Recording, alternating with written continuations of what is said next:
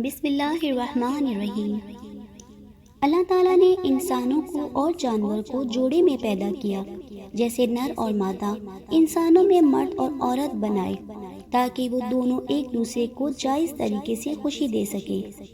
لوط علیہ السلام ابراہیم علیہ السلام کے زمانے کے نبی تھے۔ آپ کو اللہ تعالیٰ نے ایک ایسی قوم کی طرف بھیجا جو فلسطین یعنی پیلسٹائن، بیت المقدس یا جارڈن کے آس پاس بسی ہوئی تھی، جسے سرڈوم کہا جاتا تھا۔ یہ سرزمین سرسبز، گرین، ہریالی اور شاداب تھی، اور یہاں پر ہر طرح کے اناج، غلہ اور پھل فروٹس کی کثرت تھی۔ لوط علیہ السلام کی قوم کا گناہ۔ اس قوم کے لیے لوط علیہ السلام کو نبی بنا کر بھیجا گیا، اس لیے اس قوم کو قوم لوط کہا جاتا ہے۔ اس قوم میں اس وقت ایسی برائی پائی جاتی تھی جو ان سے پہلے دنیا کی کسی بھی قوم میں نہیں پائی گئی۔ اس قوم کے مرد یعنی آدمی اپنی نفسیاتی یعنی جسمانی خواہش کو پوری کرنے کے لیے مرد یعنی آدمیوں کے پاس جاتے تھے، اور یہ بے حیائی اور برائی اتنی عام ہو گئی تھی کہ وہ اپنے اس برے کام کو برا نہیں سمجھتے تھے، بلکہ اس پر فخر کیا کرتے تھے۔ روایتوں میں آتا ہے کہ اس بے حیائی کے کام کی شروعات شیطان نے کی۔ وہ ایک خوبصورت نوجوان بن کر آیا اور اپنے ساتھ وہاں کے مردوں کو برا کام کرنے کے لیے بہکایا، اور اس طرح قوم لوط میں یہ برائی پیدا ہو گئی۔ وہ لوگ عورتوں کو چھوڑ کر مردوں سے اپنی ہوس پوری کرنے لگے۔ روئے زمین پر یہ برا کام لوط علیہ السلام کی قوم سے شروع ہوا تھا، اس لیے آج بھی اس برے کام کو ہومو سیکشولیٹی کے نام سے جانا جاتا ہے۔ قوم کو حق کی دعوت۔ لوط علیہ السلام نے اپنی قوم کی اصلاح کی بہت کوشش کی۔ کئی برس ان کے بیچ میں رہ کر دین کی دعوت دیتے رہے، نصیحت کرتے رہے، اللہ تعالیٰ کے عذاب کی دھمکی دیتے رہے، لیکن ان کی قوم پر کوئی اثر نہ ہوا۔ لوط علیہ السلام نے کہا، اے میری قوم، تم لوگ ایسا برا اور بے حیائی کا کام کر رہے ہو جو آج تک دنیا میں کسی نے نہیں کیا۔ یہ بہت گناہ کا کام ہے۔ تم اپنی عورتوں کو چھوڑ کر مردوں کے پاس جاتے ہو۔ اگر تم اپنے اس برے کام سے باز نہ آئے تو مجھے ڈر ہے ایک دن تمہیں اللہ تعالیٰ کے عذاب آ گھیرے گا۔ میں تم سے اپنی اجر، دعوت حق دینے کی کوئی قیمت نہیں مانگتا۔ میرا اجر تو میرے رب کے پاس ہے جو سارے عالم کا مالک ہے۔ اس پر ان کی قوم کے جو دولت مند امیر سردار تھے، انہوں نے کہا، ہمیں نصیحت مت کرو، بڑے پاک صاف بنتے ہو، اگر تم نے نصیحت دینا بند نہ کیا تو ہم تمہیں شہر سے باہر نکال دیں گے۔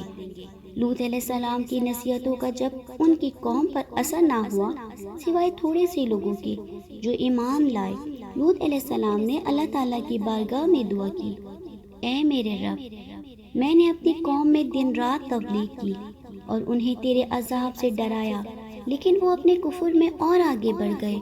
اے میرے رب، اب یہ ایمان نہیں لانے والے، اب ان کا فیصلہ تو ہی کر۔ قوم کے عذاب کے لیے اللہ تعالیٰ نے فرشتوں کو بھیجا۔ اللہ تعالیٰ نے قوم لوط کو عذاب دینے کے لیے 2 فرشتے بھیجے۔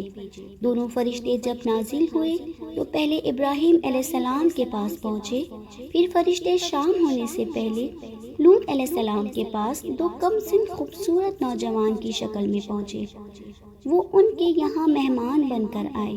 لوط علیہ السلام کو اپنی قوم کے لوگوں کی خباثت کا پتہ تھا، اس لیے جب انہوں نے اپنے کم سن خوبصورت نوجوان مہمانوں کو دیکھا تو غمگین ہو گئے اور دل ہی دل میں کڑنے لگے اور کہنے لگے، آج کا دن بڑی مصیبت کا دن ہے۔ انہیں ان کی فکر لاحق ہو گئی کہ کہیں ان کی قوم کے لوگ ان کے مہمانوں کے ساتھ کوئی برا کام نہ کریں، اس لیے وہ جلدی سے اپنے مہمانوں کو اپنے گھر کے اندر لے گئے، لیکن ان کی بیوی دوڑتی ہوئی گئی اور اپنے قوم کے امیر سرداروں اور بدکاروں کو اپنے گھر میں آئے ہوئے مہمانوں کی خبر دے دی۔ قوم کے بدکار لوگ لوط علیہ السلام کے گھر آ پہنچے اور لوط علیہ السلام سے کہا، ان لڑکوں کو ہمارے حوالے کر دو۔ لوط علیہ السلام نے کہا، یہ میرے مہمان ہیں، میں ان کو ہرگز تم لوگوں کے حوالے نہیں کروں گا۔ تمہیں اللہ تعالیٰ کا واسطہ ہے، میرے مہمانوں کے سامنے مجھے ذلیل، بے عزت اور رسوا نہ کرو۔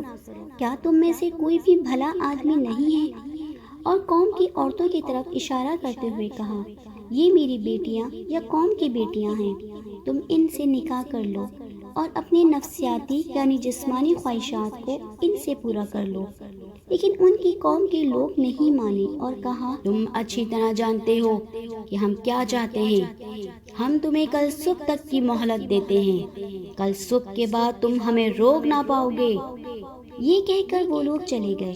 اپنی بے بسی پر لوط علیہ السلام کی آنکھوں میں آنسو آ گئے۔ وہ چاہ کر بھی اپنے مہمانوں کی حفاظت نہیں کر سکتے تھے، کیونکہ ان کی قوم کے بدکار لوگ تعداد میں زیادہ اور طاقتور تھے۔ لوط علیہ السلام نے کہا، اے کاش مجھ میں تم سے مقابلے کی قوت ہوتی، یا میں کسی زبردست کا عصا پکڑ پاتا۔ تب فرشتوں نے کہا، ہم عذاب کے فرشتے ہیں اے لوط، گھبرانے کی ضرورت نہیں ہے، ہم تک تو کیا اب وہ تم تک بھی نہیں پہنچ سکیں گے۔ اللہ تعالیٰ نے ہمیں آپ کی قوم کو عذاب دینے کے لیے بھیجا ہے۔ آپ اور آپ کے ساتھ جو لوگ ایمان لائے ہیں، صبح صادق سے پہلے اس بستی کو چھوڑ کر دور چلے جائیں، اور خبردار کوئی مڑ کر پیچھے نہ دیکھے، اب ان گنہگاروں میں سے کوئی نہیں بچنے والا۔